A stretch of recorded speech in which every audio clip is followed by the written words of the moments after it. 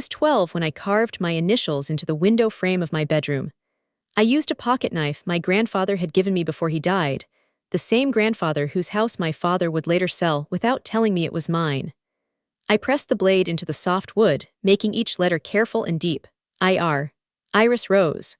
I thought if I made them permanent enough, the room would have to remember me, even if no one else did. My father was wrong about one thing. He said everything in our family belonged to everyone. What he meant was, everything belonged to the men, and the women were just borrowing space until a man needed it more. Welcome to Little Bunny Stories. If you're new here, my name is Iris, and this is the story of how my father sold my childhood, my inheritance, and my name, and how I turned the evidence into a museum he couldn't escape.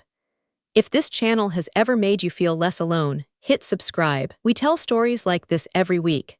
And if you're watching because someone in your family treats your existence like temporary storage, stay until the end. I need you to hear how this ends. Here's my story. My father Gerald had a phrase he used like prayer. In this family, he would say, setting down his fork at dinner or pausing in the doorway on his way to work, everything we have is for all of us. No mine, no yours, just ours. He said it when my brother Kevin got a new bicycle and I got his old one with the bent frame. He said it when Kevin went to summer camp and I worked at my aunt's daycare to help with household expenses. He said it the year I turned 16 and asked for driving lessons, and he said, "We can't afford lessons for 2 kids, Iris. Kevin needs them for his job. You'll get yours next year." Next year never came, but I learned not to ask. I learned that ours was a word with invisible footnotes, and I was never the beneficiary of the fine print. My bedroom was the one thing that felt truly mine. It was small, 10 by 12 feet, with a window that faced the backyard oak tree. When I was 14, I convinced my mother to let me paint it. She gave me $40 and a Saturday, and I spent 12 hours covering the pale yellow walls with deep blue, then sponging white stars over everything. I built shelves from scrap wood I found behind the hardware store, sanding them smooth with paper stolen from my father's workshop. I arranged my books by color, then by subject, then by the order I had read them, each system feeling like a small kingdom I ruled alone. The window was my favorite part. In summer, the oak tree filtered the light into moving patterns across my floor. In winter, frost painted the glass, and I would breathe on it to clear a circle, then draw faces in the condensation. When I was 12, I carved my initials.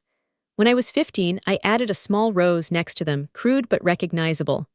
When I was 17, I pressed my forehead against the glass and promised myself, I will come back to this room. I will always come back. My father heard me. He was standing in the doorway, holding a laundry basket that was supposed to be my job. "Of course you'll come back," he said. "This is your room, Iris. Always will be. We won't touch it." I believed him. I had no reason not to. He was my father and he had said always, and I was 17 and I still thought that words meant what they said. I went to college on a partial scholarship and 3 part-time jobs. I studied art history, then museum studies, then curation, a word my father couldn't pronounce and didn't understand. "You'll work in a gift shop," he said when I told him my major, selling postcards of paintings real people made. "Real people like me," I said, and he laughed, not unkindly, the way you laugh at a child who says she wants to be an astronaut. I came home for holidays, sleeping in my blue room with its stars and its oak tree light. I came home for summers, working at the community center to save money for textbooks. Each time, my father greeted me with the same phrase, "Your room's waiting, Iris. Always will be." Kevin didn't go to college. He worked at a car dealership, then a real estate office, then back to the dealership when the real estate market crashed. He dated a woman named Tiffany who laughed loudly at everything he said and wore engagement rings to family dinners just to see how they looked. When they announced their wedding, my father cried. Actual tears sliding down his face at the restaurant where we gathered to celebrate. "My boy," he said, gripping Kevin's shoulder. "My boy." Starting his life. I was 26, single after a relationship that ended because I couldn't explain why I needed to visit my childhood bedroom twice a year just to breathe. I was working as an assistant curator at a community museum, making $28,000 a year, living in a studio apartment where the shower shared a wall with the refrigerator. When my father called to tell me about the engagement, I said, "That's wonderful. I'm happy for them." I was happy for them. I was also happy for me because I was finally starting to build something. My own apartment, small but mine. My own job, modest but real. My own name, carved somewhere deeper than window frames. Then the breakup happened. Not with a person with the museum. Budget cuts. Last in, first out. I packed my desk into a cardboard box and stood in the parking lot, wondering how I would pay rent on an apartment that already swallowed half my income. I called my father. I didn't ask to move home. I just told him what happened and I cried and he said, "Come home, Iris. Your room is waiting. Always will be." I drove 6 hours with my box in the back seat and my clothes in garbage bags. I imagined walking into my blue room, lying on my bed, looking at the stars I had painted when I was 14 and believed in permanence. I imagined my father making me soup the way he had when I had chicken pox at 8. I imagined being held, being seen, being ours in a way that finally included me.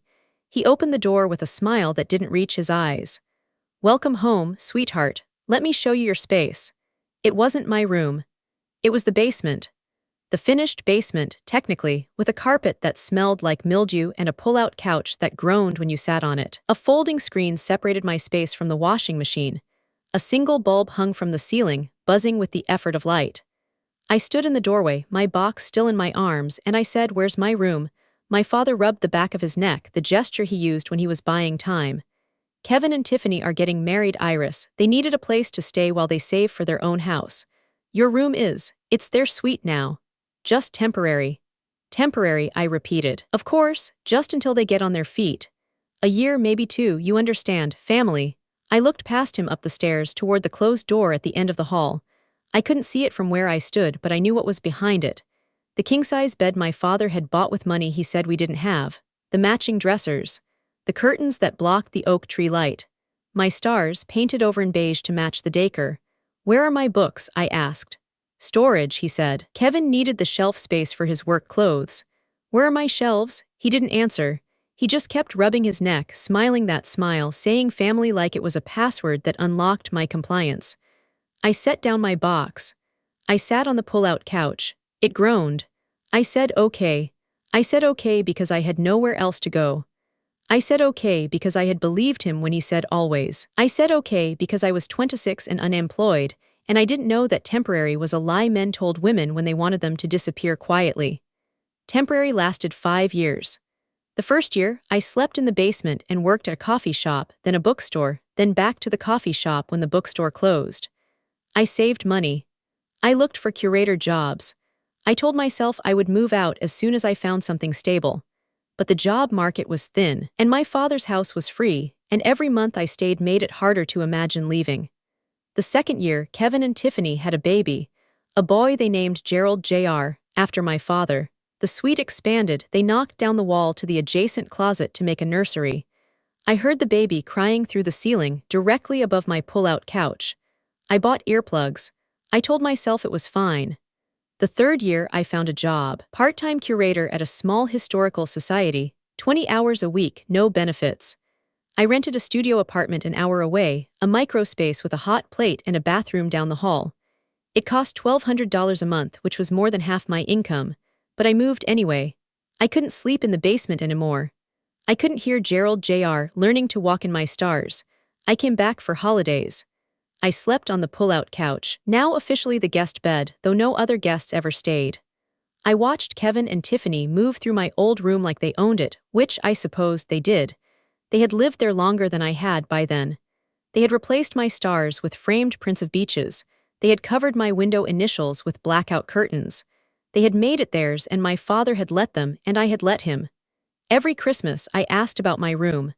Every Christmas. My father said the same thing. "Next year, Iris, they're looking at houses, they just need to save a little more." The fourth year they bought a boat, not a house, a boat. They parked it in the driveway, blocking my car. My father laughed when I mentioned it. "Kevin works hard," he said, "he deserves some fun." The fifth year I stopped asking. I stopped coming home for holidays. I sent cards instead, generic ones with snowmen, signed love. Iris in handwriting that didn't look like mine. My father called less. When he did, he talked about Gerald Jr.'s soccer team, Kevin's promotion, Tiffany's new kitchen renovation. He never mentioned my room. He never mentioned the stars. He never mentioned that always had an expiration date he hadn't disclosed. I found out about the house on a Tuesday. Not my room, the other house. My grandfather's house, the one in the country where I had spent summers as a child, where I had learned to carve wood and catch fireflies, and believed that some things could be passed down without being taken back. I found out because a lawyer called me.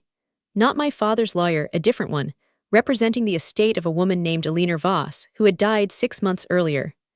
Vase was my grandfather's second wife, my step-grandmother, a woman I had met twice and remembered mostly for her lemon cookies and her silence. Miss Rose, the lawyer said, I'm calling about the property on Maple Road. I'm afraid there's been a complication with the sale. What sale? I asked. The property was sold 3 years ago by your father, Gerald Rose, acting as executor of your grandfather's estate. However, Mrs. Voss's will specifically bequeath the property to you. She had updated it 2 months before her death after learning of the sale. She was distressed. I held the phone with both hands. My father sold my grandfather's house. Yes, the proceeds were used, according to his statement, to fund a family event. A wedding, I believe. The sale price was approximately $80,000. $80,000. Kevin's wedding, the 8-guest reception at the vineyard. The band, the flowers, the open bar where my father had toasted my boy starting his life.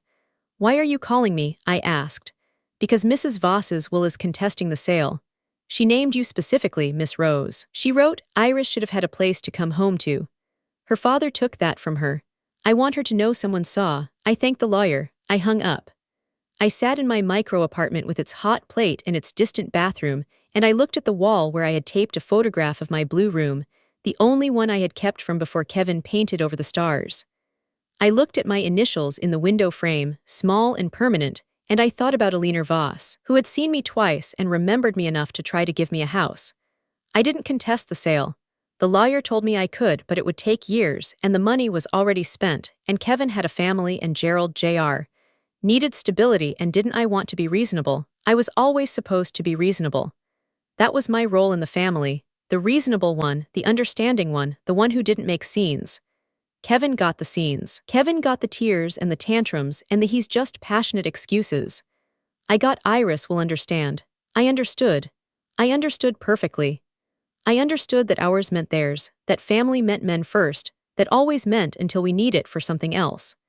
I understood that my father had sold my inheritance to pay for a wedding I hadn't been asked about, in a venue I hadn't been invited to help choose, for a brother who had never once asked about my stars. I didn't call my father. I didn't confront Kevin. I did something worse and something better. I started planning. My father called me 3 months later. His voice was different, thinner, older, with a rasp I didn't recognize. Iris, he said, I need you to come home. I'm sick. Sick how? Lung cancer. Aggressive, the doctors say.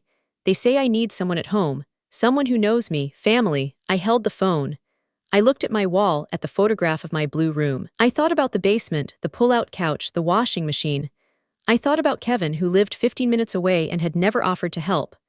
I thought about Tiffany, who had redecorated my room and never once asked about the stars underneath the beige. What room would I stay in? I asked. There was a long pause. Then my father said, the guest bed, of course. The basement, it's comfortable, you know it. I know it, I agreed. And what about my care? Who would administer my medication? Who would manage the doctor's appointments? I thought you would. You're so capable, Iris. You've always been so capable. Yes, I said, I have been. And what would Kevin do while I'm being capable? Another pause. He has the baby, Iris. He has responsibilities, you understand. I understand, I said. I'll think about it. I hung up. I didn't think about it. I had already decided. I didn't move into the basement. I moved into my old room. Kevin and Tiffany had left 6 months earlier. A fight with my father about money, or Tiffany's mother, or something I never fully understood. They moved to a rental across town, taking the king-size bed and the beach prints and the blackout curtains. My father, too weak to climb stairs, had retreated to the living room couch. Then the hospital bed a nurse had set up in the dining room. The house was half empty, half forgotten, my blue room standing silent at the top of the stairs. I didn't ask permission. I used the key I had kept from childhood, the one my father had never thought to ask for back. I walked up the stairs. I opened the door. The stars were gone, painted over in beige, but my initials were still in the window frame, covered by a curtain rod I removed carefully, reverently. Iris Rose, 12 years old, believing in permanence. 31 years old, finally understanding that permanence is something you build, not something you're given. I ran my finger over the carved letters, then I called my contacts. I had spent 5 years in museum work, small museums, community centers, historical societies. I knew how to mount an exhibit. I knew how to tell a story with objects. I knew how to make people see what they had been trained to overlook. I called the women first. Women I had met through work, through support groups, through the quiet networks of women who had been displaced and were learning to speak. I told them my idea. Some hung up. Some cried. Some said, "I've been waiting for someone to ask."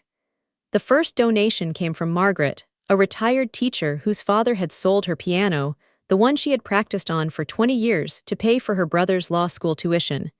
She brought the sheet music she had hidden in her closet, the pages yellowed, the notes she had written in pencil still visible. He said it was just an instrument, she told me. He said I could play at school. But school closed at 5, and I worked until 6, and by the time I got home, the piano was gone. I never played again. The second donation came from Yuki, whose grandmother's kimonos had been given to her cousin's wife because she would appreciate them more. Yuki brought a single silk scrap, the only piece she had managed to save, pressed between the pages of a book her grandmother had given her. I wasn't even angry at first, she said. I thought, maybe she's right. Maybe I don't deserve them. It took me 10 years to realize that deserve was a word they used to keep me small. The third, fourth, fifth donations came. A quilt stolen from a hope chest. A diary read aloud at a family reunion as hilarious by a brother who had found it. A set of china sold at garage sale prices while the owner was at work, the money used for a family vacation she wasn't invited to join. I arranged them in my blue room. I painted the walls again, not stars this time, but a deep, warm gray, the color of stone that has been worn smooth by centuries of touch. I hung the objects carefully, each with a label, each with a story. I placed my window initials under glass, lit from behind, the carved letters glowing like a holy relic. I called it the inheritance, a living exhibit on familial debt, and I made my father the exhibit he couldn't escape. Gerald couldn't climb stairs. His lung cancer had spread to his bones, and even with oxygen, even with pain medication, the effort of standing was too much. The nurse had set up his hospital bed in the dining room, directly below my blue room. He could hear everything. The first day he heard footsteps. Heavy, careful, the sound of women walking on floors that had been silent for years. He heard murmurs, then voices, then the clear, steady tone of his daughter giving a tour. This room belonged to a girl who believed that ours included her, I said, my voice carrying through the floorboards. She painted these walls with stars when she was 14. She built shelves from scrap wood. She carved her name into the window frame, believing that permanence was a promise. Her father sold that promise to pay for her brother's wedding. He told her it was temporary. Temporary lasted 5 years. I heard my father's breathing below, the rasp of the oxygen machine, the creak of his bed as he shifted. I didn't lower my voice. She slept in the basement, on a pull-out couch next to a washing machine. She listened to her brother's baby crying through the ceiling, in the room where she had once dreamed. She was told she was reasonable. She was told she understood. She was told that family meant sacrifice, but only her sacrifice. Never his. The visitors that first day were 12 women. Some knew me. Some had read about the exhibit online, in the local paper, in the flyers I had posted at community centers. They walked through my blue room quietly, touching the objects with reverence, reading the labels with tears or with rage or with the hollow recognition of something they had buried too deep to name. Margaret stood longest at the window. She traced my initials with her finger, not touching the glass, just following the shape. I had a room too, she said, smaller than this. Just a closet, really, but it had a skylight. I used to lie on the floor and watch the clouds. My father turned it into a home office when I was 16. He said I was too old for childish things. I never watched clouds again. You're watching them now, I said, through this window. The oak tree is still there. The light is still yours. She cried then, the kind of crying that doesn't make noise, just tears sliding down a face that had learned to be silent. I held her hand. I didn't say it's okay. It wasn't okay. It would never be okay. But it was seen, and that was something. Every morning I brought my father his medication. I changed his sheets, helped him to the portable toilet, adjusted his oxygen tubes. I did it efficiently, professionally, the way I had learned to handle objects in a museum with care but without attachment. He watched me with eyes that were starting to cloud, the hazel fading to gray. Why are you doing this? He asked on the third day. The exhibit, the people. Why? I'm doing what you taught me, I said. I'm sharing what we have with the family. Isn't that what you always said? Everything is for all of us. That's not what I meant, he whispered. Then what did you mean? I asked. When you sold my room. When you sold my grandfather's house. When you told me always and meant until Kevin needs it. What did ours mean, Dad? I'm genuinely curious, because I've spent 31 years trying to understand and I think I'm finally close. He didn't answer. He closed his eyes. I adjusted his oxygen and went back upstairs. The visitors grew. 20 a day, 30. A reporter from the local paper came, then a blogger, then a small television crew. I gave interviews in my blue room, standing in front of my window initials, explaining the concept of familial debt, not financial but emotional. The debts we owe to the people we raise, the spaces we promise, the names we carve and then paint over. Why a museum? The reporter asked. Because museums preserve what families destroy, I said. Because objects can't lie. They just exist in their brokenness or their beauty, and they wait for someone to see them. These women, I gestured to the quilt, the silk scrap, the sheet music, they've been waiting a long time. I'm just giving them walls. My father heard everything. I made sure of it. I didn't use microphones or speakers. I didn't need to. The house was old, the floors thin, and my voice had always carried. He lay in his hospital bed and listened to stories of women who had been told they were temporary, who had been asked to understand, who had been reasonable until the word lost all meaning. On the 7th day he called up the stairs. His voice was weak, barely audible over the oxygen machine, but I heard it. "Iris, please, come down," I went. I sat on the edge of his bed. He looked smaller than I remembered, shrunken inside his skin, his hands trembling on the blanket.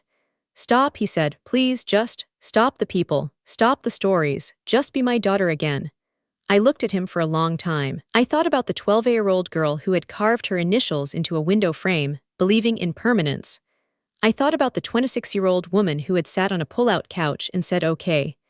I thought about the 31-year-old curator who had finally learned that some exhibits are worth more than family peace. "I am your daughter," I said. "I've always been your daughter. But you never wanted a daughter. You wanted an audience. Someone to watch you give everything to Kevin and call it family. Someone to say I understand while you sold her inheritance and her room and her name. I'm still watching, Dad, but now I'm not alone. Now they watch with me." I gestured upward toward the footsteps, the murmurs, the living proof that I had never been the only one.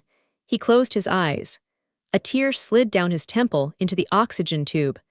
I wiped it away with the same efficiency I brought to everything else. Then I went back upstairs, to the women who were waiting, to the stories that needed telling, to the room that was finally, truly mine. Gerald died 3 months later. Not in a hospital, he refused to go, clinging to his dining room bed like a shipwreck survivor on a raft. I think he believed that if he left the house, he would lose his last claim to it. That if he died elsewhere, the exhibit would continue without him, and he would become just another object in a room full of stories he hadn't chosen. He was right. Kevin came to the funeral. Tiffany didn't. They had separated. Apparently, the fight about money having metastasized into something terminal. Gerald Jr. was 7, old enough to stand quietly in a suit that was slightly too small, old enough to watch his grandfather's coffin lower into the ground without understanding why his aunt wasn't crying.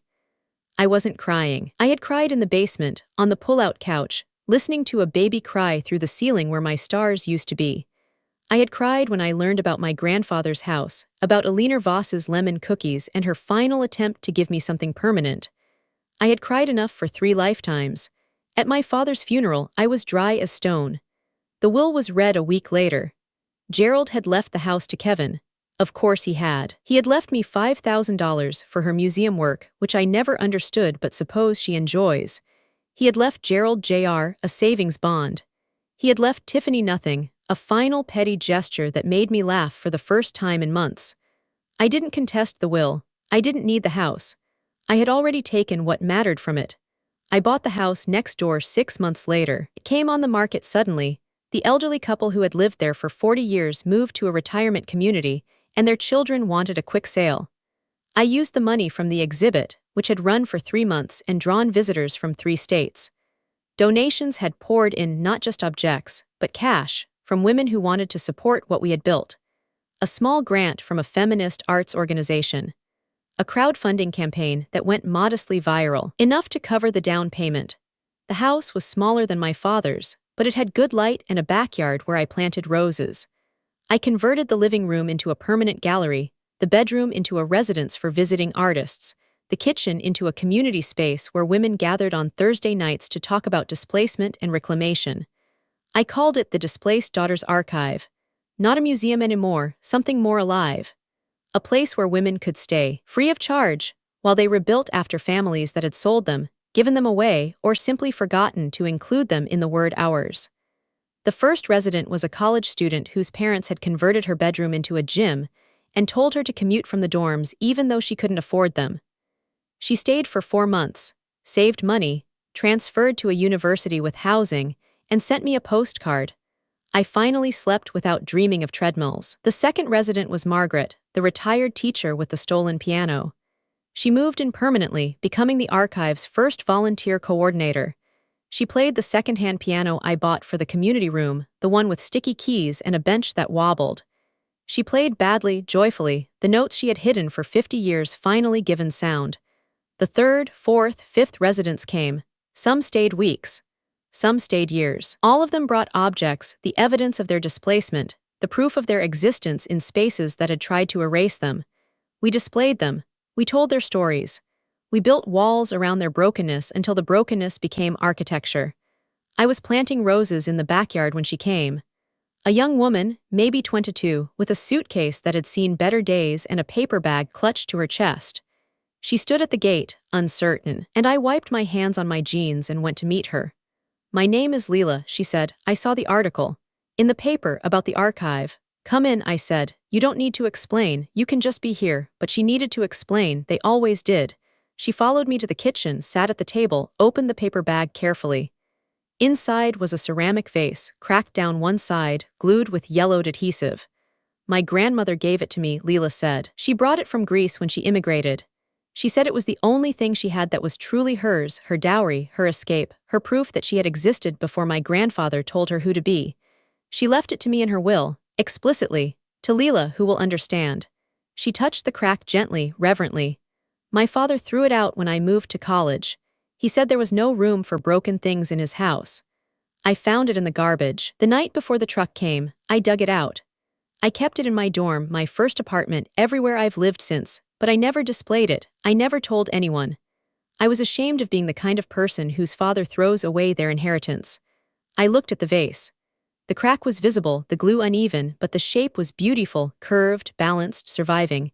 I thought about my window initials, carved at 12, preserved at 31. I thought about all the objects in my archive, all the cracks and glue and stubborn existence. "Come with me," I said. I led her to my father's house, Kevin's house now, though he rarely visited, too busy with his new job in another state, too guilty or too indifferent to sell it. I still had a key. I still went in sometimes to check for leaks, to make sure the pipes hadn't burst, to stand in my blue room and remember. But I didn't take her to my blue room. I took her to the basement. The pull-out couch was still there, covered in dust. The washing machine had been removed years ago, replaced by boxes of Kevin's forgotten belongings. The single bulb still hung from the ceiling, though it no longer worked. I used my phone flashlight, illuminating the space where I had spent 2 years learning that temporary was a lie. "This was my room," I said, "after my father gave my real room to my brother. I slept here." I listened to my nephew crying through the ceiling. I told myself it was fine, that family meant sacrifice, that I was being reasonable. I was ashamed too, Leela. Ashamed of being the kind of person whose family gave her a basement and called it love. I turned to her, the flashlight casting strange shadows on the walls. But shame is just the story they tell us to keep us quiet. The truth is, they needed us small. They needed us grateful for basements and garbage vases and temporary arrangements that lasted forever. Because if we knew what we were worth, we would stop fitting into their spaces. We would build our own. I took her upstairs to my blue room. The Displaced Daughters Archive had expanded. We had leased the house officially now, turned the entire first floor into gallery space. But my blue room remained mine. The gray walls, the glowing initials, the oak tree light filtering through the window I had finally learned to open. I placed Leela's vase on the shelf I had built, next to Margaret's sheet music and Yuki's silk scrap. The crack faced outward, visible, unashamed. "Objects don't need to be fixed to be valuable," I said. "They just need to be seen, and told, and kept by someone who doesn't throw them away." Leela cried then, the same silent crying Margaret had done, the crying of women who have learned that noise is dangerous. I held her hand. I didn't say it's okay. It wasn't okay. But it was seen, and that was everything.